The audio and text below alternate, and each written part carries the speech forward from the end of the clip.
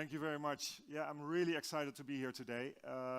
I've seen the program, I've been explained the program. I couldn't understand a bit of the program, so that was a bit of a shame. But I think I'm here with really the front runners of digital transformation, of innovation in Finland. And so I'm really excited that I was invited to share some of my insights of innovation, of disruption with you all. So, as said, indeed, I am the strategy director of the Next Web. I also have founded a small freelance network of digital transformers in the Netherlands, and it's called Unlimited. That's also on the slides. So I have basically sort of two jobs that I juggle. Let's see. So what I wanted to talk to you about today is sort of first like all the stories you heard today, those are companies in transformation. Those are companies that are making a stride to improve the way they work, because all industries, one by one, are getting disrupted. So I'll talk a bit about like how do you recognize disruption, where does disruption come from, and maybe how can you generate your own disruption in your own markets, because if you understand the mechanics, you can actually work with it. Then I come from a background that I was working at Accenture. I was leading innovation for Accenture in the Netherlands, and I was talking to many of our clients, and they were all struggling with innovation because it's such a big, hairy beast, right? There's so many aspects of innovation. And so we basically created a model to be able to talk easier about innovation. I want to introduce that to you because I think it's a nice tool that you can use in your own organizations to sort of map where you are and indicate where you need to position to innovate faster together. And then I'll talk about two ways of really stimulating innovation. And one is about talent, and I think that's very fit for this audience. And the other one, then we're coming really close to the Next Web. That's what we do now, is really bringing the tech community to corporates and to governments to really make that connection and help those collaborations come to life. So the Next Web is really evolving. Yes, we're still a big conference. Yes, we have a big media blog, but we are using those that connect with the tech ecosystem actually to make connections with startups. So I'll talk about that. Is that okay? Yeah. Cool. So Big Bang disruption. So this is actually, I was looking up this photo last night. I was Googling Helsinki School of Economics, 1994, and this picture comes up. And it's not me in the picture, but I was there at the time at the Helsinki School of Economics. So it's great for me to be back here in Helsinki and to relive my experiences of being in Finland. But also, I have a complaint about like Finnish education, or maybe like in general business education, because they taught me this. They told me that innovation works like this. Everett Rogers, who has not seen this picture ever before in education or in a book or anywhere? Is there anybody who's not seen this before? Yeah, there's a few. So this is like standard. If you go to an BBA, MBA, business school, economics, marketing, you learn this curve. Like very few people are early to adopt innovation, then it takes a really long time, and then you have some very early adapters. It takes another couple of years, and then you go into the majority of people that actually adopt innovation. That's what we got taught. That's what I got taught here in Helsinki in the MBA. There's another thing that I got taught in this MBA. It's about the generic strategy. So how do you introduce new innovations to a market? So they told us, so you either go for mass market, then you do a shitty product. It has to be really cheap, and everybody can buy it, right? So that's one strategy of attacking a market. Low cost, low quality, masses. Or you do something really unique, but then you make it a premium price. So you make it expensive, and fewer people can buy it, but it's more profitable, right? So you do one of those two, or you choose a very specific audience and make something specifically for that.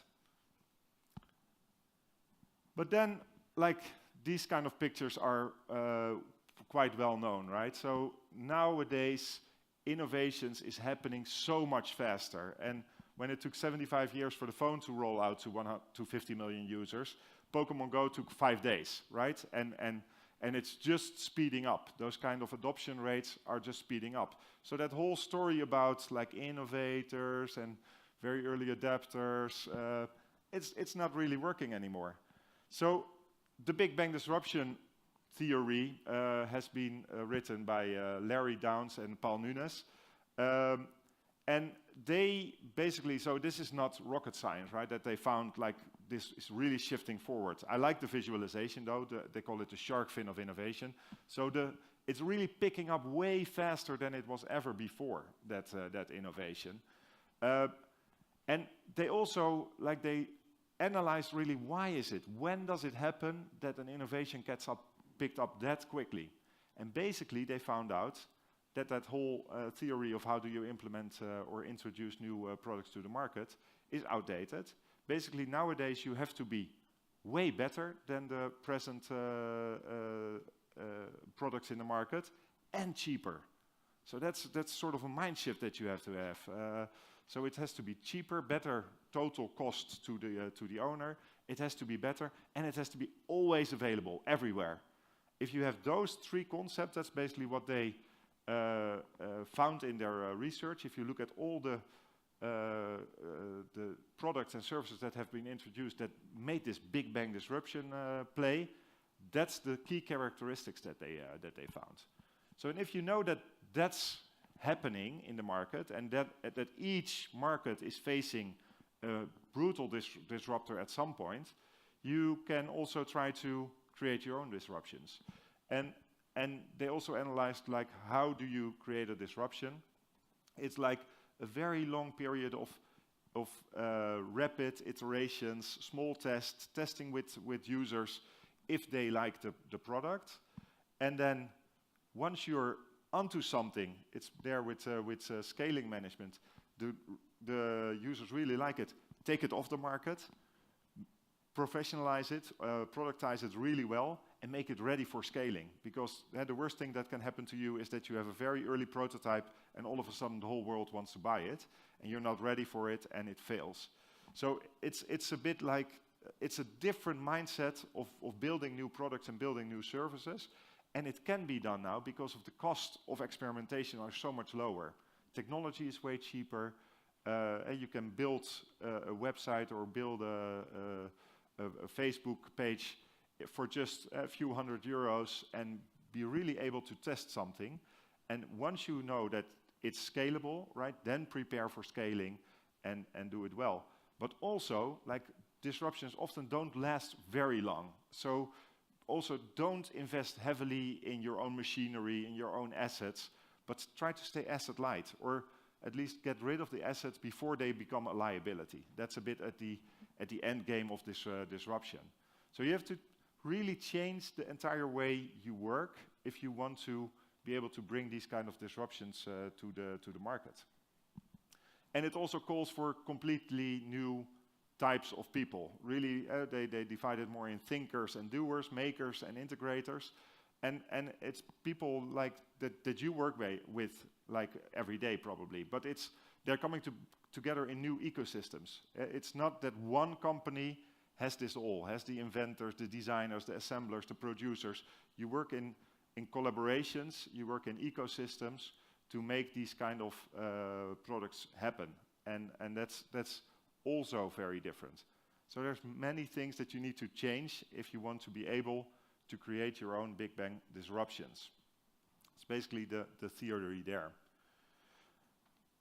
But then, so as I said, I've been to many companies and they are then struggling. So how do I organize, how do I create my organization in a way that I can innovate that agile, that quickly, that's well to capture the new market? And often they are really looking like, what should I start with? Should I start like making a great innovation strategy, or do I start with just creating a corporate venture capital fund and all the smart companies will come to us and we'll invest in the smartest ones? Many companies are just picking one or two of those interventions, so to say, almost based on gut feel and hope for the best. That's what happens at least in the Netherlands. I mean, could be that here in Finland you guys are way smarter than us down there, but in the Netherlands, this is what they do. I started the corporate venture capital fund. So what's the real goal with this corporate venture capital fund? They invest like 100 million, 200 million in a fund. And I'm asking this question to a CEO of a company, and he's like looking a bit like nervous to me, like, yeah, I guess then we get all the innovations come to us. Well, if you guess that's hopefully the case, right, then it's probably not going to happen. So, and at least, even if it happens, there needs to be a really solid strategy to do it. So, these are the things that I fully believe and that we've tested in the market as well that are crucially important to get right if you want to do innovation right. And I'll talk through all boxes real quickly because I think it's nice to sort of understand why we put these boxes there. So first of all, you have to have direction, totally on the left-hand side. And a clear strategy, corporate strategy, including an innovation strategy, is crucially important. But you cannot anymore do the like 5-year or 10-year strategies like McKinsey used to love to do to companies and tell them what they need to do and then leave and expect for the best, hope for the best.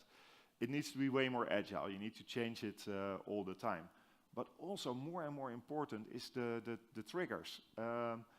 Like what are the big changes in the world that need you to adapt your company, that make you have to adapt your company? Like what's Amazon going to do in your market, right? If you ask that question for anybody in this audience, ask the questions, what's Amazon going to do in your market? You probably have to prepare yourself for the moment they enter. It's not a question if, it's more the when. Or the Chinese giants, right? When are they coming to these markets? And they will be disrupting market after market. That's one trigger, so the big technology platforms, but it's also changing consumer needs, the impact needs, the environmental changes, the political changes. Like there's so many triggers nowadays that you need almost an active watchtower to know what's going on and to always be analyzing like how do we change our organization or our strategy to still be fit for the future. And the change is just coming more and more rapidly. Then the foundation is really about the people, the culture, the knowledge, the skills. Do you have the right people to drive the innovation in your organization? If you don't, then that's probably one of the first things that you also want to start working on, right? And do you have the right tools? Are you still using email or are you on fast communication channels like Slack or other like tooling that really allow for innovation? So tooling is really important to be able to do innovation. But then the doing. So the doing, I think you guys talked a lot about doing innovation here today. And it's about new skills and new ways of working. It's having the right market insights, customer insights, client insights. What do they want from you? What's happening in your own local market or in the bigger market? And then doing a lot of experiments, identify opportunities, and then being able to prototype and scale the right ones, right? So that's a lot about innovation doing, but you have to make sure that you have the direction, have the foundation, then you can do the doing. And then it's about the outcomes. If you cannot tell your organization what is the outcomes from doing innovation, then you're basically also dead in the water, because somebody sometime will come around and say, okay, so we're doing all this innovation stuff, like what's it really bringing to us? And value creation, like really measuring what are the outcomes of these new products that are being introduced, and also being able to kill things that are not delivering any value is crucially important. But also the brand impact. If you do it well, like the companies that do innovation all the time, that are perceived as very innovative, they're traded on the stock market 50 times their annual profits, right? And where some of the companies that are not perceived as innovative are under their profit because people don't believe in them anymore. So if you're perceived as innovative, shareholders like you more, employees like to work there better, right? It's good for employer branding. But customers also like to get your services more, because they always like to be better in an innovative company than just any other. So, like, telling the world what kind of innovations you do is also very important in our perspective. And so how we try to help companies with this canvas is really like identifying by an open canvas, like, what do you currently do? We basically have a 5-step process. So say, what do you currently do? In Trigger, who is your watchtower at the moment? You probably have a strategy department. What's happening there? What conference are you going to? How do you know what's happening in the world? Then give yourself a grade, 1 to 10. It doesn't have to be scientifically proven, but do we feel we are a 10 out of 10, or are we a 5 out of 10 in this area? Just to get a feel, like, do we have our triggers in place? Do we have a strong innovation strategy? Do we have the right people with the right skills? Give yourself a grade. And then that doesn't mean that the one with the lowest grade gets first priority, but you still have to be smart about, like, picking your first priority in how to improve your innovation capability. And so it could very well be that your tooling is really sub-zero. You don't have the right tools to innovate really well, but still you choose to first fix your strategy and your people skills, because you feel those are more important. But then at least you know, like, which areas do we want to fix first before we move on. If you know which domains you want to fix, for each domain, I mean, anybody in the room here probably can think of a few interventions that you could do in any of those domains. So if you want to fix the skills of your people, I think there's different ways. We can do learning, we can recruit new skills, we can work with specialists that bring in the skills and train our people. So for each of those, once you know what you have to fix, there's easy ways to do the fix. And so you define the interventions and you implement the interventions, and 3 months later or 6 months later you do the analysis again, because the world is constantly changing and you need to know, like, what's the next thing that we need to focus on. We're doing this with a couple of organizations, and we've found it to work really well. It really helps structure the mind, the thinking, and know where you need to prioritize in order to be able to keep up with the change in the world. And so the last part of my presentation, I will go into more practical examples. And I will talk first about the bottom part, people and culture. So how do you get the right skills into an organization? I'll share a bit of my insights and one practical case study there. And then I'm also talk about how do you connect with startups to accelerate your innovation capability. So that also places a bit like what I'll be talking to in this innovation canvas. Talent injection. There we go again. So, I mean, the only thing that I know now about technology is that I know nothing. It's, for me personally, it's impossible to keep up with all these technologies and to be intimate with all of them and to know exactly how they will influence any given organization. And maybe just a check in the audience. This is always a difficult question to ask, but like, who in the audience, like even the ones really on top, artificial intelligence, we've been talking about it for 5 years. Who feels really safe to say, yeah, I know what my organization needs to do or can do, what are the opportunities with AI for my organization? That's really making it hard now to raise your hand, right? But it's difficult, right? And AI is so important. We all know it's so important, but exactly how is it going to influence our organization? It's hard to tell. And same goes for Internet of Things and many other things. And then there's technologies here like quantum computing that are already being implemented at organizations that you need to know about. So there's so many new skills that need to be injected in your organization because you need to be working on these technologies to bring them. probably not all of them for each organization, but you need to know which ones are important to you, and then being able to build those skills. But it's not just the technology skills, right? It's also the soft skills, and many reports say that these are even more important, like the new ways of working, the connecting with others. There's all these new aspects that your workforces need to be able to adopt.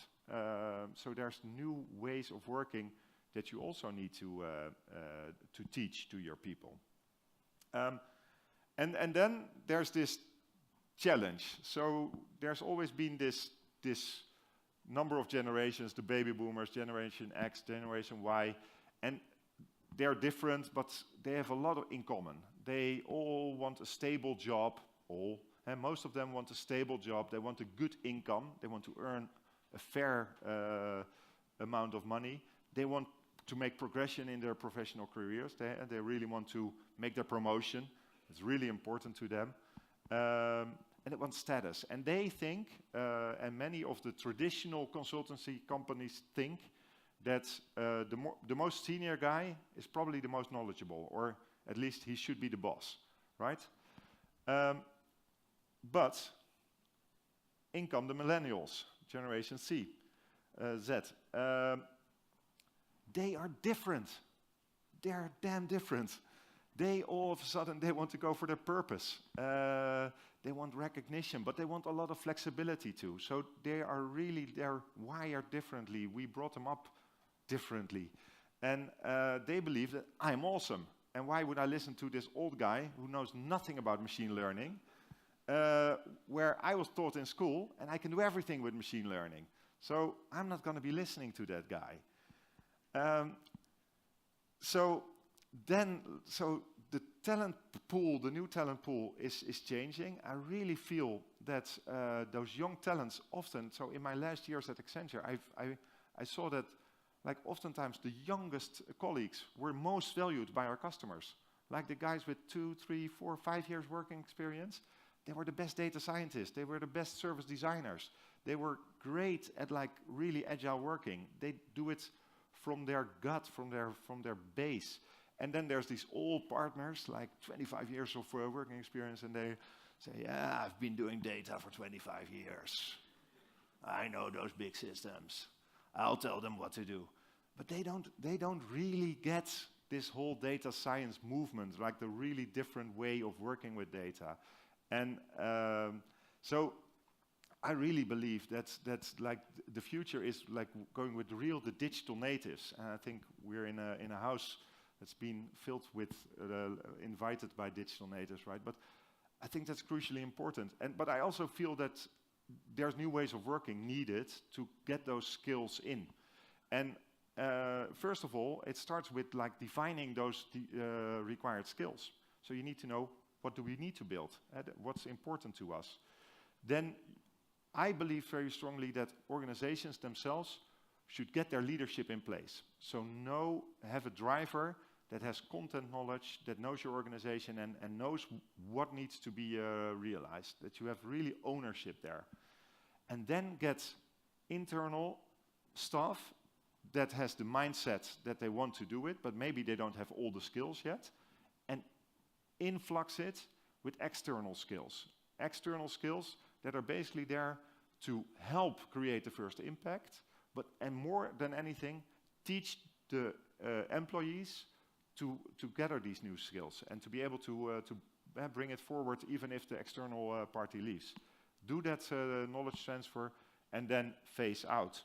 Phase out is very important because those millennials, they don't want to be stuck in a project for 2 years. They want to bring their impact and then go off on a surf trip for 2 months, right? They don't want to be stuck in the next project directly afterwards. So I think it's really needed that you put them where their energy is high, where they really can bring their impact, and then they phase out, and your organization can bring those services forward. And I'll briefly discuss one case where I was personally involved. One big Dutch government organization. They were looking to set up a data sciences unit. And I know that we've been talking about data here today a lot, and it's crucially important, right? But if you come from nothing, just data managers or data systems, and all of a sudden think like data science is really going to help the way we transform this company, it's going to be pivotal for our change, then you need to really build an entire unit. And in this case, this company, a really big organization, they had the ambition, they wanted to build a squad of 100 data scientists. Well, if you look in the Dutch market, there are hardly 100 data scientists out there that can be recruited. And the really good ones, they don't want to work for a government agency. So that's a bit of a challenge. So what we did with them is they had really strong leadership. They knew exactly what they wanted to do. We helped insert like 30 really good data scientists into that organization that had the skills, that could really start creating the first models from the start, and then train, meanwhile, the people from that organization. They also recruited some new people, but they didn't have to be full data science experts, just the kind of people that can learn the tricks. They learned it, and after 1.5 years, the total external team was built off, and the client was left with really a data science team that is very, very strong, with 100 data scientists. I think that's an amazing, like if you would ever think like I'll build it myself, I'll start from scratch, I'll train some people, I'll try to recruit, they would probably be stuck at like 20 or 25 people and still looking to make their first models work. And in this, the way they did it here was really directly bringing results and training a really big group. So I think that's a very cool way of working. And I think definitely replicable here in the local market. So I'm also minding the time a bit. Final chapter of what I do, and maybe the thing I like to do best at this moment. It's about really helping companies innovate. So once they do know where they want to go, help them find an ecosystem partner to accelerate the implementation. And so basically we, as TNW, we do the conferences, we do the media, we reach like 10 million nerds around the world. So we can reach the right companies for a potential collaboration with one of the big companies.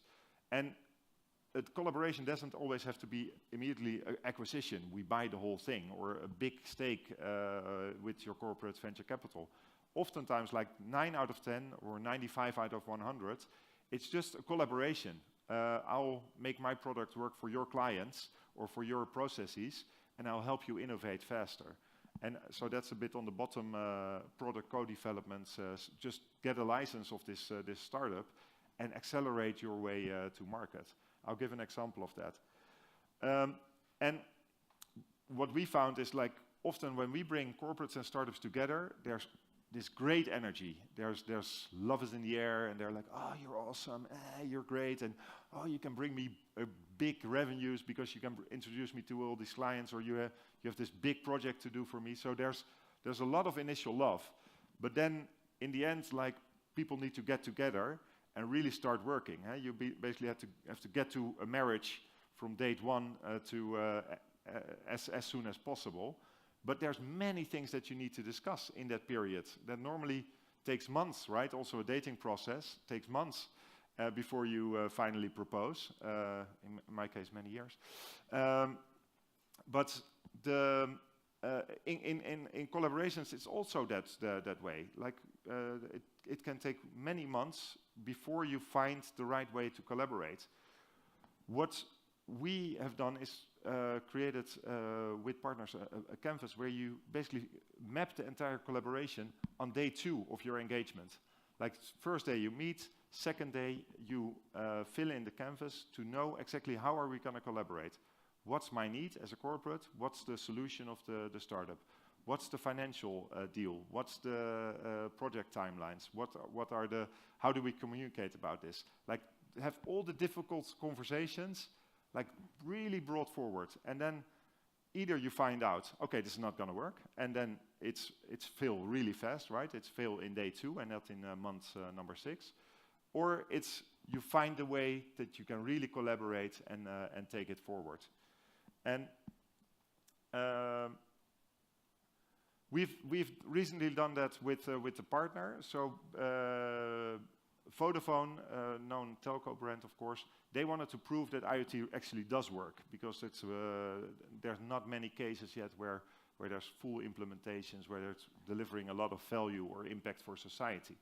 They wanted to prove it works, and we developed a program with them where we took challenges from 10 of their key clients, the Dutch police, energy company, water companies, events companies, the works, and we asked them, like, what is your innovation challenge? And then we'll go hunt for innovations. And so for each of those 10 partners, we found a couple of solutions for the challenge they gave us. So for instance, Facilicom is a facilities management company. They wanted to track the wheelchairs on Schiphol Airport so that their people can know where those things are. Sounds really simple, right? But they hadn't figured it out yet. They've been working on it themselves for a year already, testing all kinds of devices. Now they wanted to look to the startup world. And we used our media, used our research team, and we found like around 300 solutions that could be potential fits for those companies.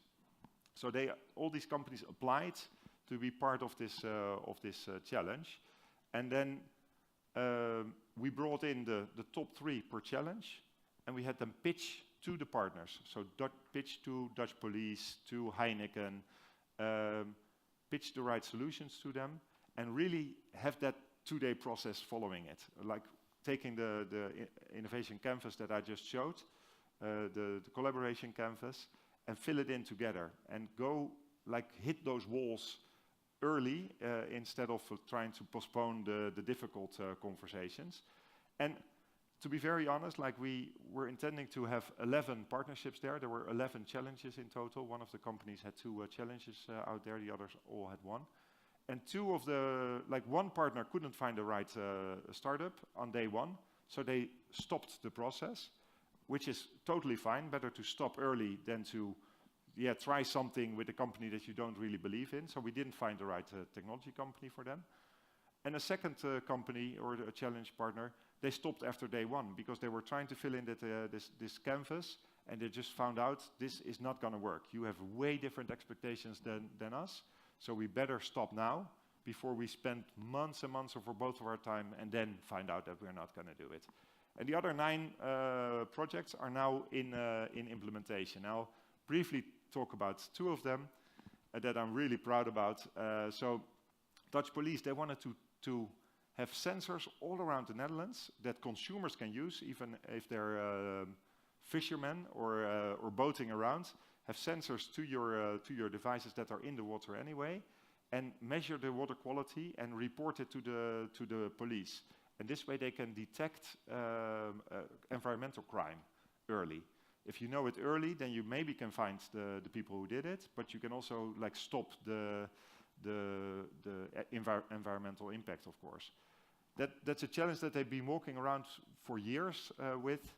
We put this out. We had like 15 companies apply from all over the world, and they have now selected Sodak, and they're building the first prototype. So we'll have the demonstrations of these prototypes in 1 month in our own co-working center. So that's one really exciting one that's going on.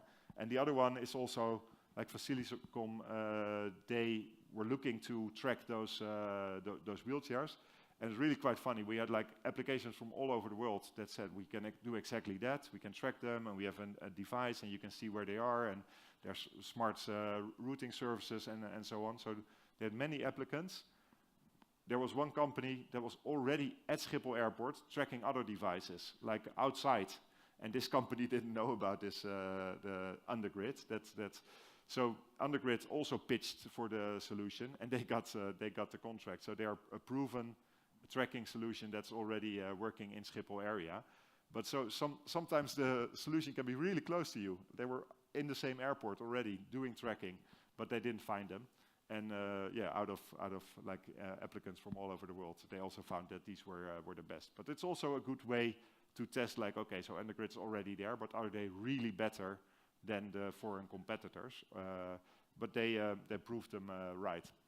So those are just two examples of how you can really find technology solutions that can bring innovation to your company in months rather than years, and make that impact that you are longing for. Thank you very much. So my takeaways, really briefly: if you recognize the patterns of disruption, then you know where to build, why to build, and how to build your innovation muscles, the innovation canvas. Once you know what you need to do, build the right skills, use external force to help you there. And if you can think of a challenge, the solution is already out there. So don't start trying to build everything yourself. Don't invent the wheel, but just use a wheel that's already out there. Thank you.